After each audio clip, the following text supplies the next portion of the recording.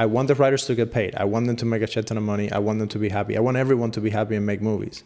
But we have to remember and realize the stakes are higher for these other positions. So you need to find a way to make the stakes higher for your position. So if you're the writer and you want to be in control, you need to find ways to be in control. Well, I think I hear what you're saying, but I think it's a little bit different. I think the strike isn't for Shonda Rhimes. You know, it's not for Ryan Murphy. It's not for these juggernaut writers who have, like you said, created their own brands, created their own companies, made these mega million deals. It's for the people that work for them. Do you know what I'm saying? Mm-hmm. It's for the writers, especially in television, who have to clock in and day out to write these episodes. Because, you know, Shonda Rhimes, she's not writing all that stuff herself. No, you know she has a team of people. Yeah. She's got to have that team, and that team gets paid by what the companies give Shonda to pay them. And so I think it's about those people that are like, you know, for lack of a better term, the day workers, the ones that are coming in, doing their thing, because there's a lot of ways to become Shonda Rhimes. And one of those ways is to work for her.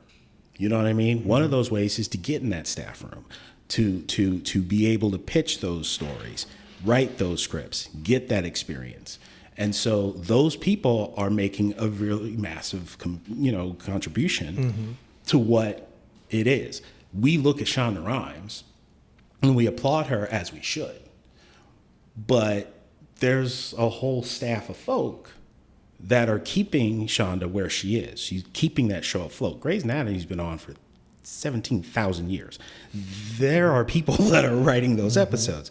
So I think the strike is more about making sure those people are taken care of. I don't think it's really about, we want to be in the limelight, because I don't think your average writer is looking for that. I agree. No, I agree. I'm just saying that as insurance, to make sure that you don't have to be ignored by the studios or have to go on strike, you need to take the limelight. So if you're a writer, even if you're a staff writer, you need to find ways to make sure that your voice is heard. So I think, I agree with the strike.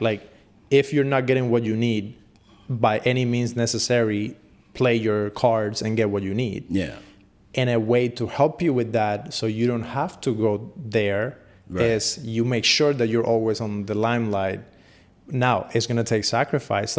When you're a director and you show up and you have 150 people and it's 4:00 in the morning and you're shooting a crazy place that you're paying $100K for the location, and you're burning $500,000 that day shooting. If you don't get what you need to get, it's all on you. Right. The writer, he already wrote it, So they don't have the same, their work doesn't have the same stakes. But without them, we don't get the movie. So they need to find ways to make sure that, hey, I'm writing this. How can you get attached on as a producer on that? How can you do work to get relationships with the actors? And then you come and bring them and you package the show. And you see what I'm saying? I do. I do see what you're saying. But I think we're talking about two different classes of people. Yeah. And I think this is what's so great about, I think this is what's so great about being young, because you're there with a purpose. You're looking to make this thing get done, and you've got a broader scope. There are some writers that don't have that broader scope. You know what I mean? Because mm-hmm. everybody can't be Shonda Rhimes. Everybody it's can't really be hard. Yeah. A showrunner. Everybody can't do that thing. But there are people that are really, really good at being directed toward what needs to be written. A friend of mine who is, I think he's a good writer, but he's not a good creator. So if he creates something, right, he comes up with the idea and he nurtures it and puts it together, inevitably, it's just kind of, yeah. But you can give him a script of someone else's and ask him to punch it up. And it's awesome. Like, he can take something that's already been structured and make it better. But to structure something himself, it's not what he does. You know what I'm saying? Yeah. And so these writers that are in these rooms, you know, that's what they're doing. You know what I mean? It's not their world. They're there to bring up what's already been created.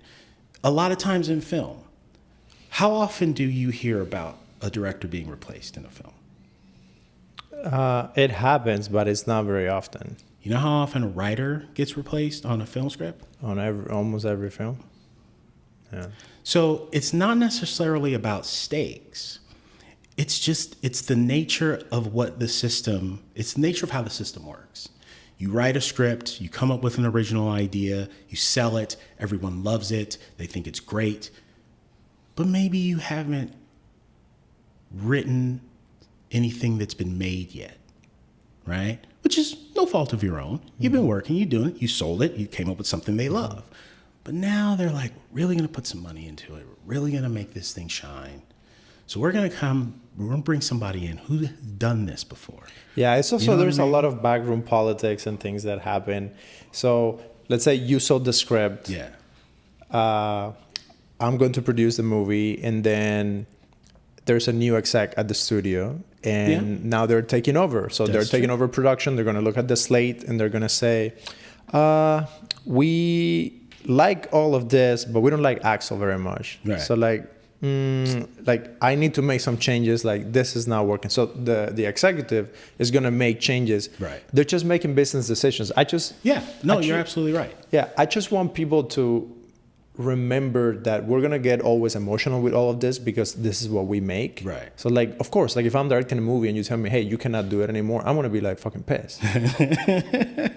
But then once you are one layer above making the decisions, then you realize, and this happens to me like as a producer, when I'm producing something, I'm dealing with 5 different heads of departments that need different things. Yep. And you think that your world is the ultimate because that's all you know. Right. So that's all you know. Those are only the problems that you know. Right. But I'm moving this budget around to accommodate you and 5 other guys that need something like the things that you're asking me. Right.